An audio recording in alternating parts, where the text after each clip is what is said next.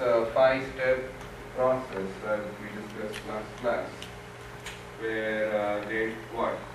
Send back and forth the algorithms that they need to use to they basically negotiate. So what algorithms they have to use for the key hashing, if they use only authentication and integrity, and if they want to have confidentiality, what encryption algorithms have to be used, and then for each of those algorithms, what keys have to be used. Okay, and the key for the key hashing algorithm is agreed upon using Diffie-Hellman exchange, and we saw Diffie-Hellman exchange before, right? And using the Diffie-Hellman, the key as well as a key derivation function, so that's basically like a random number generator. Both are used to agree upon a secret key for the algorithm. Okay, so once I agree upon the key derivation function, like a random number generator function, and the shared key using Diffie-Hellman exchange, these two things are used to arrive at the secret key for encryption. So these are the steps that they have to go through as part of the process of establishing a security association in one direction, and same thing in the other direction too. Once they agree upon, and as part of this, they have to also agree upon whether they have to go for authentication header or ESP. So that's the thing, because if they want ESP, they have to also agree upon encryption algorithm. If they want only authentication header, then they can just use, they have to agree upon only the key hashing algorithm and the key. Okay? So then once they agree upon all these things, they can start sending the data. So this, what we saw today, is basically when they send the data, what are the structural changes in the headers, like what are the contents of the authentication header and what are the contents of the ESP header. Okay?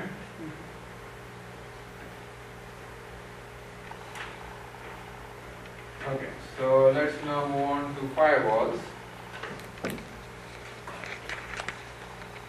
So is firewall a software or hardware? Software. It can be a little bit of both, can it? It can be both. Yeah. Both. How you say both? I said it could be both. It could be both. Yeah. Still, why? How it could be both?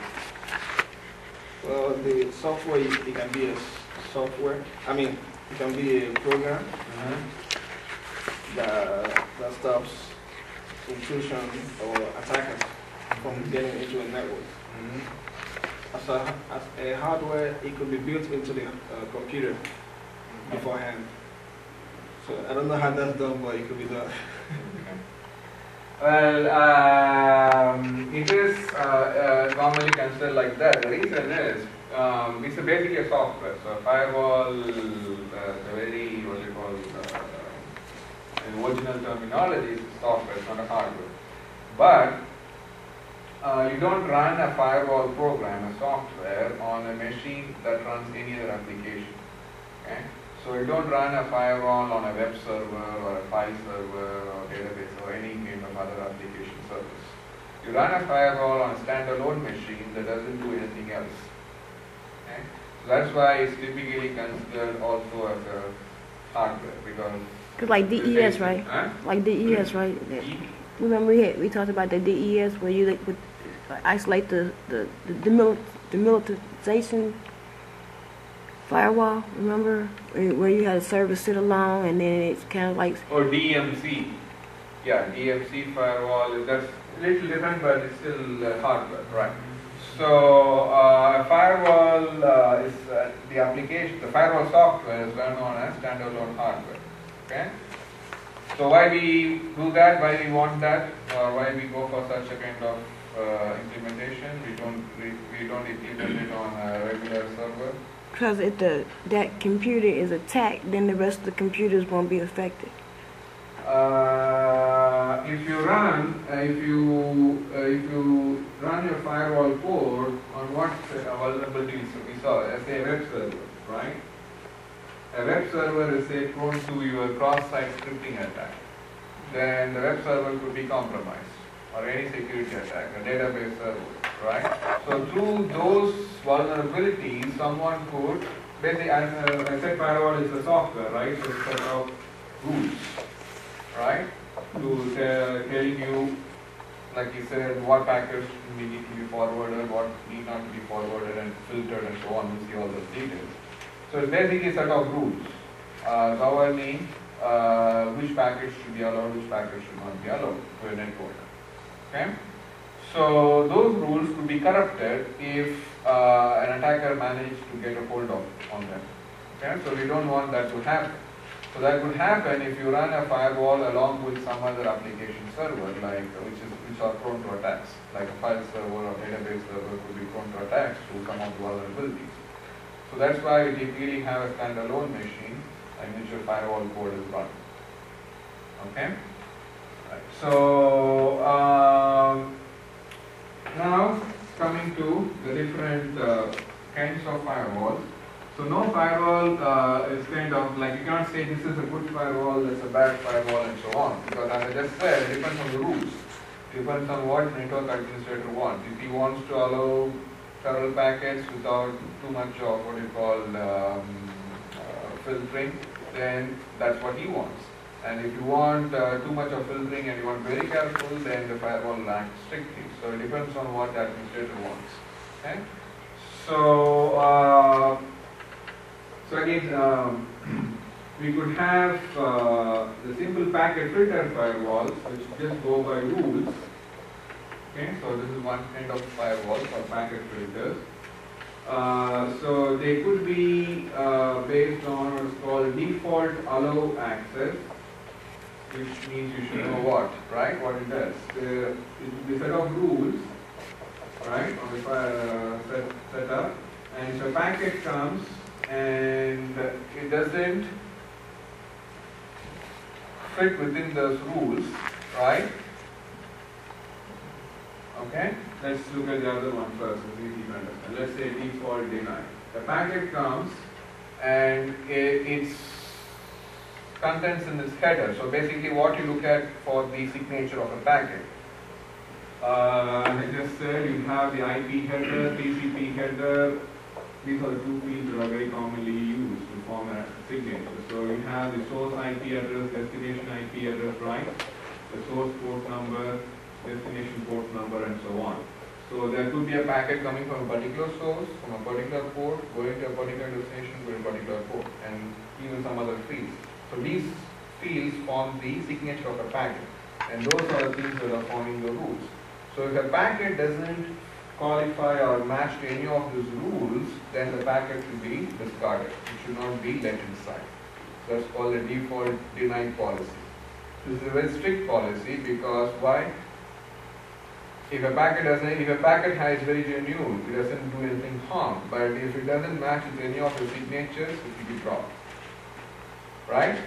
So this is also called a whitelist approach. So whitelist approach means what? These are the good things. Okay, so a packet should have. So if a packet doesn't have any of these good things, one or more of these rules, within these rules, it will be dropped. Okay. On the other hand, this is more what? Very careful, right? The other hand, you can have a default allow approach, which means it's a set of blacklist rules. So you explicitly say which packets you should not allow. Okay, so if a packet comes from a particular source and a particular port number, I should not allow those packets. So if a packet comes with such a signature, you don't let those packets inside. Right? Any packet, a packet that doesn't have or match with any of these blacklisted rules, you allow that packet inside, right? That's why it's called a default allow. So if a packet doesn't fit within any of these, what you call bad guys, the blacklisted rules, then you allow the packet inside. If a packet fits within any of these rules that specify the good behavior of a packet, then you let the packet inside. Okay, so that's why it's called default deny. If a packet doesn't fit any of these good rules, you deny entry, right? If a packet, what?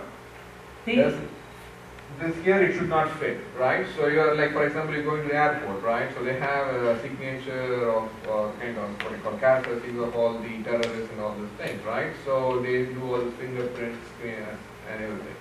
So if any of your characteristics matches with the database, you're kind of not allowed inside, right? So that's a blacklist they have. So these are the bad things. So if any of your characteristics match with them, you cannot enter, right? Otherwise, default allow. Is that clear? So that's one way of doing it. The other way of doing it is what? You have all the good things, and then if the incoming packet has any of those good things, you let it inside. If it doesn't have any of those good things, you block the packet, right? So which is more, as I said, this is more strict, right? So you cannot expect a packet to start with to match with these rules. Because if you are especially getting a packet from a sender for the first time, right, you may not know from a firewall point of view whether the sender is a genuine authentic sender or not. So if it doesn't follow those rules, then it's the whitelist. If it doesn't follow the rules, it's the whitelist and it's denied. If it matches, if in this case, in default deny case, so don't confuse between the two. The first thing is you can implement a firewall either one of the two ways.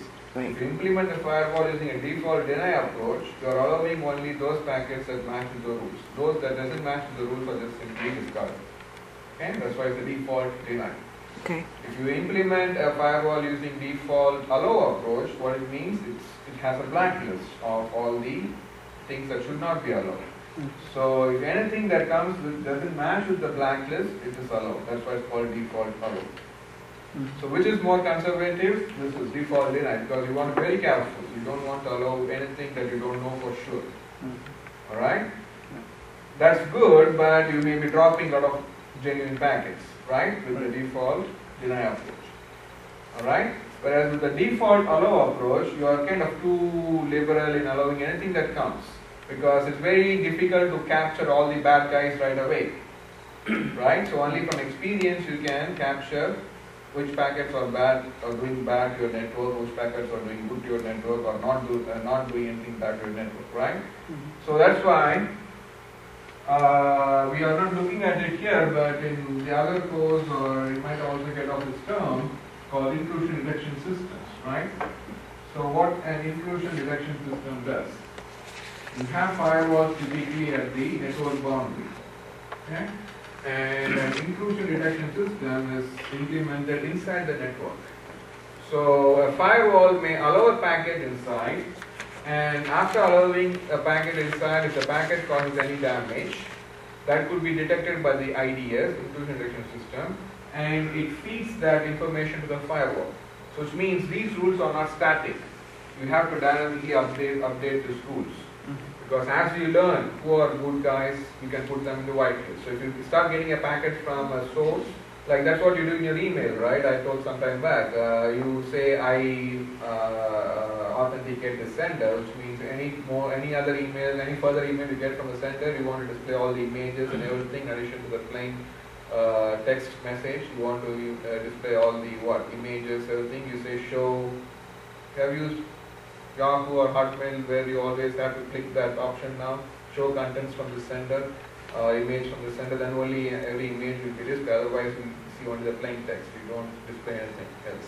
Okay, so that's to actually prevent the cross-site scripting attacks that we discussed before, right? So if that's where the IDS plays a role. So the IDS kind of, it also constantly monitors all the packets.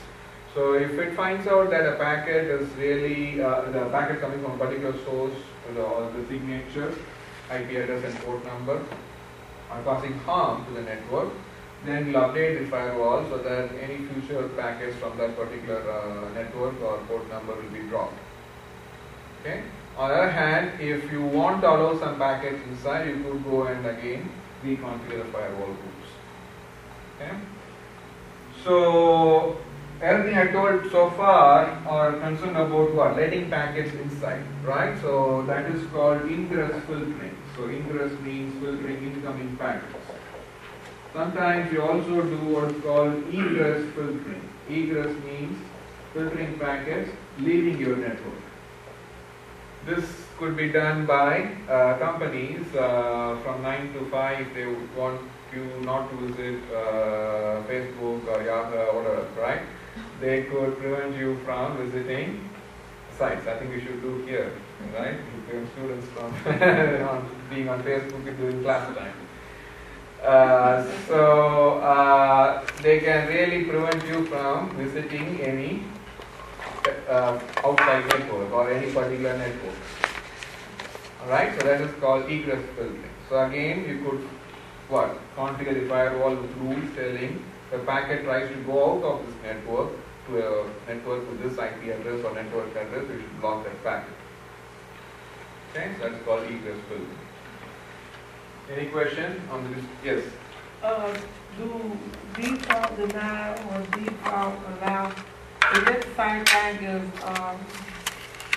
drawing false positive and false negatives? Or is it not the same? No, that's not nothing to follow. It's not the same thing. Okay,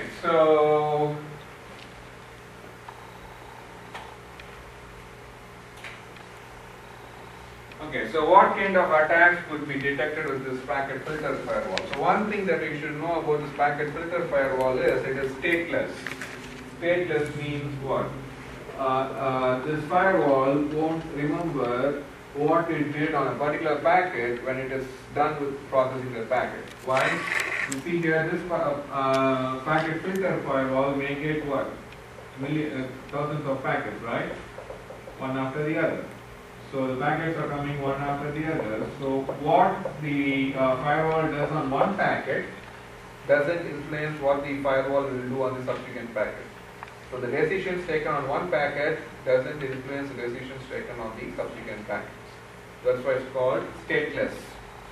Right? So it does something, it takes an action on a packet, either allows it inside or drops it, and then processes the subsequent packet. So whatever it decides on one packet doesn't really influence what it does on the following packets. That's why it's called stateless. It cannot remember that action that it took, or it cannot remember what it saw on this packet and then apply that to the subsequent packets. Okay? So it doesn't store any information. Why? Because it has to process several packets, and if it has to store all of them, it's not possible, because it's not scalable. Alright? So what are the attacks it could kind of typically detect? A packet filter firewall could detect easily these attacks. A spoofing attack. Spoofing attack means what? It's not done before, right? Coming from one address.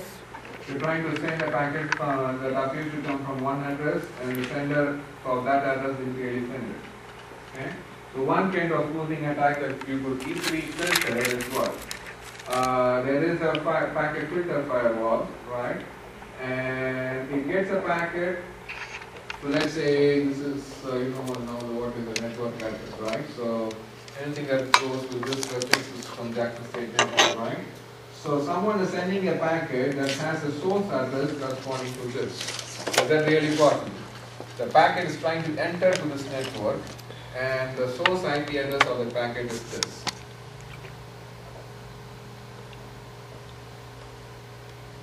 It's like you are getting a mail, and the sender mailing address is your address. But that's impossible. Impossible, right? Yeah. So which means you can really catch that packet, right? Yeah. So if the packet has a spoofed IP address that corresponds to what? Whose source IP address corresponds to the network you're trying to really protect from, then it's a spoofed IP address.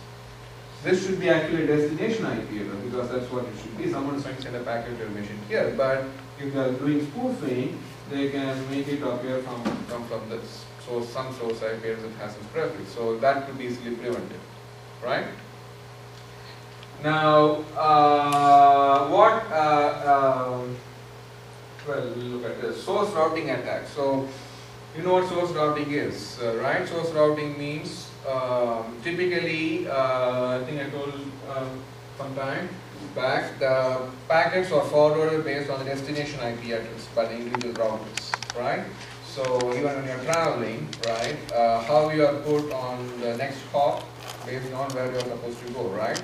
So if you're traveling, say, from Boston to Miami, you come from Boston all the way to some intermediate stop, say you then finally go to Atlanta, from Atlanta you go to Miami, right? If you come from California somewhere to Miami, you go all the way, and then in Atlanta, doesn't matter where you came from.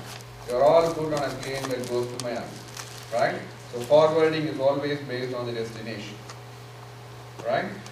So that's what typically how the internet works. But sometimes the source could specify what route a packet should take. Okay? Typically that's not the case. The path taken by a packet is decided by the routing table at the intermediate routers. Whereas in a source routing scenario, the source could specify what path the packet should take. That is perfectly allowed in the early stages of the internet, okay? Because if you even look at the IP header, there's an options field in the IP header that permits you to specify the sequence of networks to which a packet can go. So source routing was allowed some time back, but that was misused because an attacker could then make all packets to go through a sequence of networks and congest those networks, overload those networks. Okay? So nowadays source routing is disabled, okay, as a security issue. So if a packet filter firewall sees the IP, the options field, I've seen the IP header, right? I've shown you a small thing, but I think I can blow it up.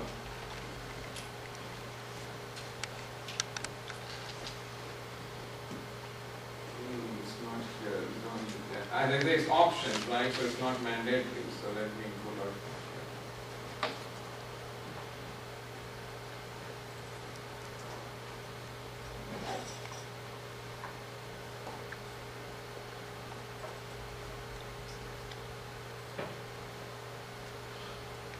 Some people should already know what I'm talking about, right?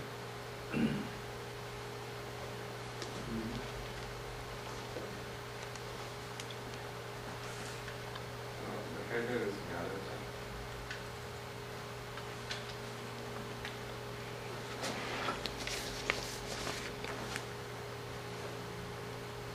Okay. So these are the 5 mandatory fields in the top 5 rows, and then you have an options field that can be like 10 rows. 10 rows means 32-bit, each row is 32-bit words, so then you can have 10 different rows like this for options. So source could specify 10 networks to which the packets could go through, at most 10 networks. Okay. If your path length is more than 10, you specify at least some intermediate network so that they are forwarded on the path. So this was allowed in the initial stages of the design of all this internet and everything. But then people started misusing it from a security point of view. The attacker could specify a path that forces every packet to go through a particular network and just basically cause a denial of service attack. So to kind of disable that possibility, you don't recommend people to use source routing anymore. Okay, you could use IP options filter for something else, but if you see the source routing, the sequence of networks specified in the options field in the IP header, a packet filter firewall should drop that packet.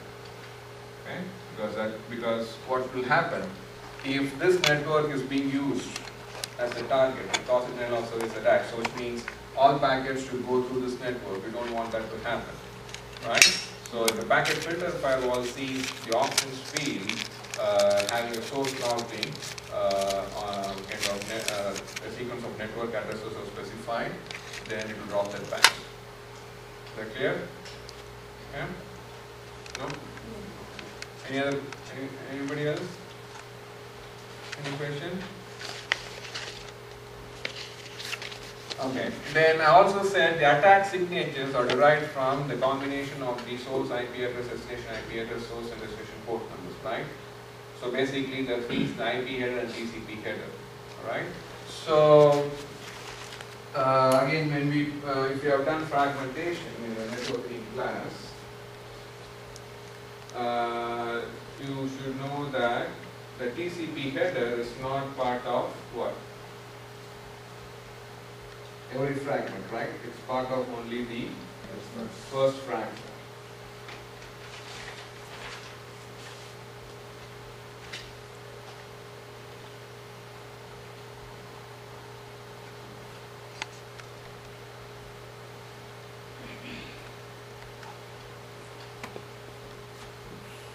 Yeah.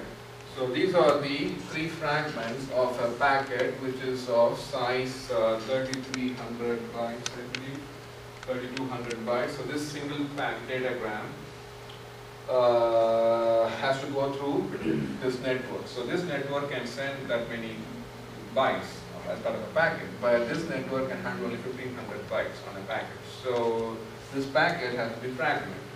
So when this packet is fragmented, each fragment is a standalone packet once it's fragmented. So it has to have a separate IP header, but the TCP header goes only with the first fragment. The TCP header has the port numbers for the sender process and the destination process, right? So, which means when you fragment, the TCP header goes on the first fragment, the other packet fragments don't have the TCP header. So now apply this to this packet filter firewall context. If you want to filter packets based on the IP addresses and the port numbers, you cannot really capture the other fragments except the first fragment, because the other fragments won't even have a TCP header, right? So this could be misused. Okay, so you could really send multiple fragments and try to, you see each fragment has to have data also, right? So you have the data portion in each fragment. So you could have a malicious code as part of your data in the other fragments other than the first fragment. Because when the first fragment has the TCP header and the IP header, the other fragments don't have the TCP header. So if you want to penetrate your network and cause some damage to your data in the fragments, you could put your malicious data in the fragments other than the first fragment, right? So as a security issue, what should a packet filter firewall should do?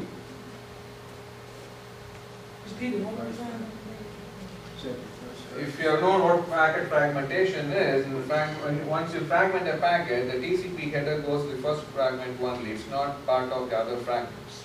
Right. Okay? So the other fragments have only the IP header. So if you want to filter packets based on some combination of the IP addresses and port numbers, right? The port numbers go with only the TCP header. Okay? So if you want to filter packets based on the port numbers also along with the IP addresses, you cannot capture those packets with on these fragments, right? Because these fragments don't have a TCP header, right? So you don't know which port they are going to, which port they are coming from, and any of those details.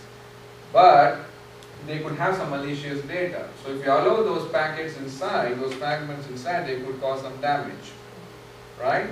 So which means a packet filter firewall should be configured to be careful with such packets, because in some cases you may have to allow fragments inside. You cannot drop all the fragments, right? But the attackers go sometimes very greedy in the sense that they don't even want the first packet to be dropped, because the first packet also has the data, right? So what they do is they go too greedy to an extent that they separate out, because you see most of the time the rules are the combination of these four values: the source IP address or source network address, destination network address, source and destination port number.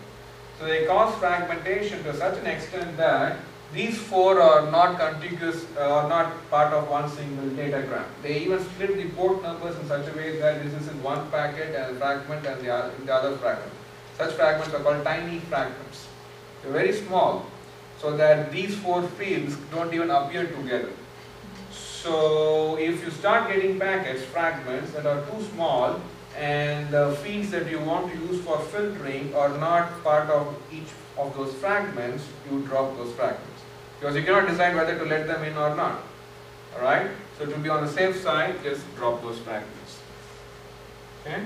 So that is called a tiny fragmentation attack. If you don't configure a firewall to do that, then all these tiny fragments can penetrate to your network. Right? So that's what's called a tiny fragmentation attack. So if you want to prevent tiny fragmentation,